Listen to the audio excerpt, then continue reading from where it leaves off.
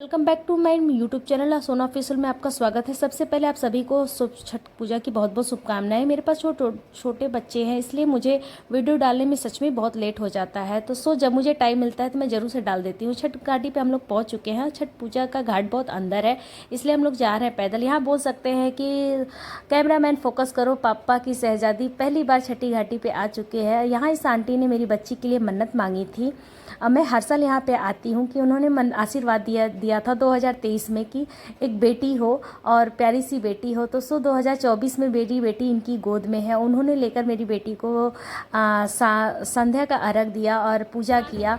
और यहाँ पे आंटी ने फर्स्ट टाइम यहाँ पे इन्होंने देखा और सच में बहुत ज़्यादा खुश हुई और वो बहुत ज़्यादा तारीफ़ कर रही थी कि नहीं सच में आशीर्वाद लग गया और बेटी ही हो गई, जो चाहिए था सच में मुझे मिल गया। उन्होंने पानी में खड़े होकर ही मेरी बेटी को बहुत प्यार किया और बहुत ज़्यादा दुलार किया और इतनी ज़्यादा वो खुश थी, इतनी ज़्यादा एक्साइटेड थी कि मैं आपको बता नहीं सकती। वहाँ पे जितने लोग हर साल मैं आती हूँ तो सभी लोग काफ़ी जान चुके हैं और सभी लोग के चेहरे पे इतनी बड़ी खुशी थी और सब लोग इतने खुश थे और इतना प्यार दिए कि सच बताऊँ मेरे लिए बहुत बड़ी बात थी।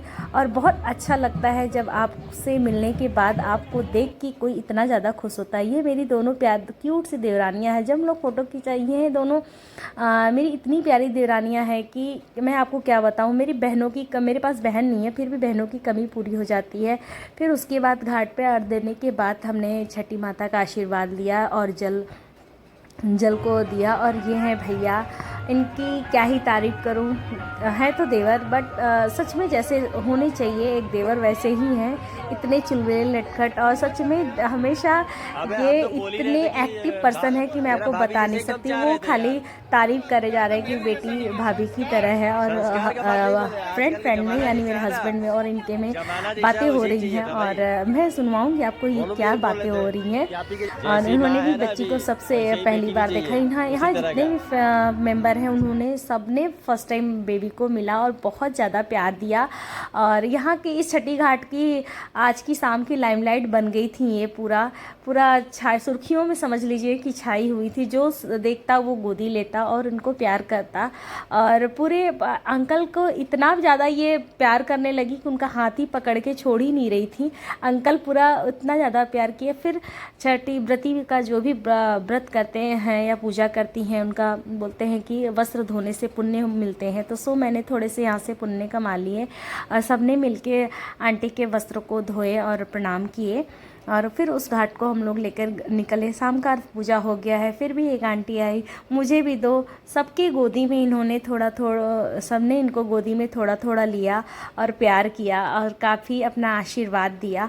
फिर उसके बाद ये है क्यूट सी मेरी देरानी फ़ोटो क्लिक कर रही हैं। सच में इसकी हंसी इतनी प्यारी है, मैं आपको क्या ही बताऊँ, बहुत प्यारी है। बातों बातों में टाइम इतना बीत गया कि पता ही नहीं चला कि कब अंधेरा सा हो गया।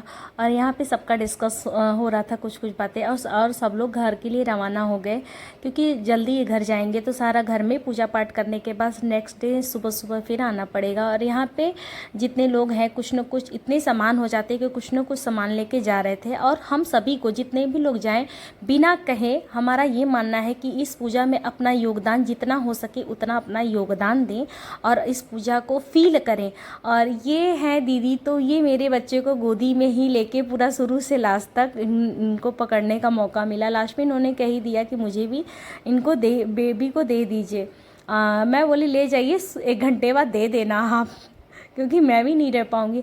और सुबह मुझे सच में उठने में और बच्चा को स्कूल भेजने में इतना लेट हो गया कि मैं सुबह घाट पे नहीं पहुँच पाई। फिर भी कोई ना, आंटी ने सब लोगों ने मिलके मंदिर में दर्शन किया और वहीं पे इन नानी माँ ने मुझे सिंदूर पहनाया और आशीर्वाद दिया।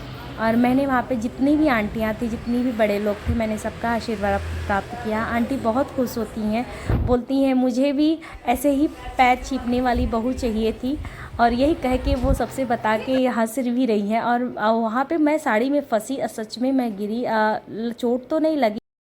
आंटी ने पूजा करने के बाद सबको प्रसाद दिया और सभी लोग को प्रसाद दिया, मेरे हस्बैंड को भी प्रसाद दिया, तिलक लगाया और हस्बैंड ने भी सबका आशीर्वाद लिया। और यहाँ पे कुछ कुछ फ़ोटो क्लिक है। रास्ते में हम लोग नारियल पानी पिए और जो व्रती होते हैं वो ज़रूर से नारियल पानी पिए क्योंकि वो बॉडी को डिहाइड्रेट करता है। यहाँ मेरी बच्ची को तो ऐसे गले से लगा के रखी थी जैसे मानो मुझे लगता था कि वो उन्हीं की हैं।